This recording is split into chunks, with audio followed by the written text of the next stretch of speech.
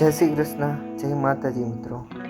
ફરી પાછો લઈને આવી ગયો છું તમારી માટે નવો વિડીયો, એ પણ સ્ટેચ્યુ ઓફ યુનિટીનો.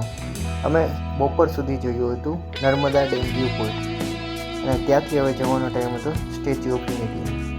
અને ત્યાં રસ્તામાં કંઈક આવો કંઈક વ્યૂ હતો. અમે સવારમાં ના જઈ શક્યા હતા ડ્યુ ટુ હેવી ટ્રાફિક, અને સવારમાં ટિકિટ વિન્ડો પણ ક્લોઝ થઈ ગઈ હતી, કારણ કે ત્યાં ટ્રાફિક જ એટલું હતું. 7-8 હોવાથી ભીડ બહુ જ હતી. છતાં પણ અમે બપોર પછી ડિસાઇડ કર્યું હતું ત્યાં જવાનું, એટલે અમે અર્લી પહોંચી ગયા ત્યાં. અને ત્યાં પણ એટલું જ ટ્રાફિક હતું. ટિકિટ લઈને સાપસીડીની જેમ અંદર તો પહોંચી ગયા, તો ત્યાં કંઈક હતો આવો સેલ્ફી પોઈન્ટ અને વ્યૂ પોઈન્ટ. ત્યાં એન્ટર કરતાં જ પહેલાં આવતો હતો સેલ્ફી પોઈન્ટ. ત્યાં લોકોની ખચ્ચોખચ ભીડ હતી, બધાને ત્યાં સેલ્ફી લેવી હતી, કારણ કે બધાને દેખાડવું હોય છે કે અમે સ્ટેચ્યુ ઓફ યુનિટી ગયા. ઓબ્વિયસ એવી જ વાત છે. ત્યાં એન્ટ્રી કરતાં પછી આવો વ્યૂ પોઈન્ટ આવતો હતો. બધી સુવિધાઓથી લેટ હતી.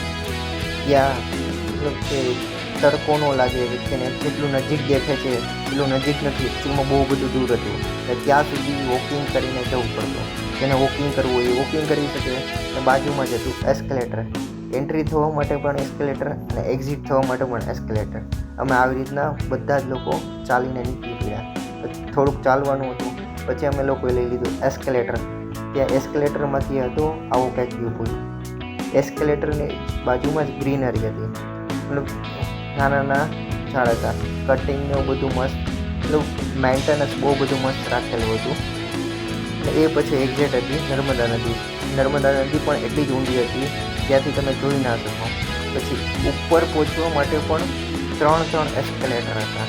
લોકો એટલી હાઇટ ઉપર હતું, અને નર્મદા ડેમની લેવલ સુધીની હાઇટ ઉપર હતું. આ હતું દુનિયાનું હાઇટવાળું સ્ટેચ્યુ ઓફ યુનિટી. ત્યાં સુધી પહોંચવા માટે અમે પાછું ત્રીજું એસ્કેલેટર, લાસ્ટ એસ્કેલેટર લઈ લીધું. અને ત્યાંથી પહોંચીને તમને બતાવું હવે નેક્સ્ટ વ્યૂ પોઈન્ટ કેવો હતો. ફાઇનલી અમે ત્યાં પહોંચવા આવ્યા હતા. અત્યાર સુધી જેનો વેઇટ કરતા હતા ત્યાં પહોંચી ગયા અમે લોકો બધા. જો તમને દેખાડું મિત્રો, ત્યાંનો હતો કંઈક આવો કંઈક વ્યૂ પોઈન્ટ. તમારે મોબાઈલ રોટેટ કરવો પડે તો રોટેટ કરી લીધો, કારણ કે બધાની મોબાઈલની બેટરી ડાઉન હતી, એટલે બધા અલગ અલગ મોબાઈલમાંથી વિડીયો લીધેલા હતા. તો ત્યાંથી હતો આવો કંઈક વ્યૂ પોઈન્ટ. બાજુમાં નદી, એની પછી પહાડ, અને ત્યાંથી દૂરથી લખેલું હતું સ્ટેચ્યુ ઓફ યુનિટી, ને એક બાજુ નર્મદા ડેમનો વ્યૂ પોઈન્ટ. આ હતી સરદાર વલ્લભભાઈ પટેલની પ્રતિમા, અને ત્યાં અમે લઈ લીધી થોડીક સેલ્ફી અને થોડીક ફોટોગ્રાફી. જો તમને દેખાતું હશે પાછળ નર્મદા ડેમ, જે દુનિયાની હાઇટવાળી સ્ટેચ્યુ ઓફ યુનિટી હતી. સરદાર વલ્લભભાઈ પટેલનું સ્ટેચ્યુ 182 મીટર જેટલું ઊંચું હતું. ત્યાં અંદર વ્યૂ ગેલેરી આવેલી હતી.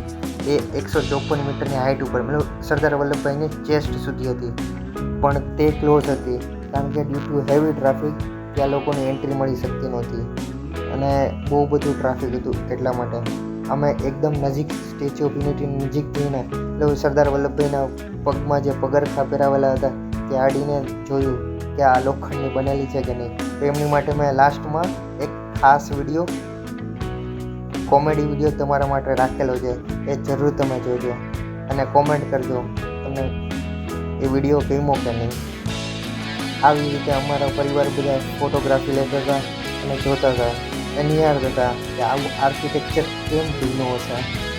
આ તો ખરેખરથી સિવિલ એન્જિનિયરિંગનો કમાલ જ હતો, કારણ કે આટલી હાઇટ સુધી જોવું એ, અને જ્યાં સુધી જોઈએ તો એમનું statue of unity, Sardar Vallabhbhai પટેલનું ફેસ એકદમ આકાશમાં ઉપર જોઈએ તો આકાશ સાથે ભળી ગયું હોય એવું લાગતું હતું. શું છે અમિતભાઈ? સરદાર વલ્લભભાઈ પટેલ લોખંડી પુરુષ છે, લોખંડના બનાવેલા છે. આપણે અવાજ કેમ આવે? લોખંડના બનાવેલા હોય તો અવાજ થોડો ધાતુના બનાવેલા છે. પંચધાતુના બનાવેલા.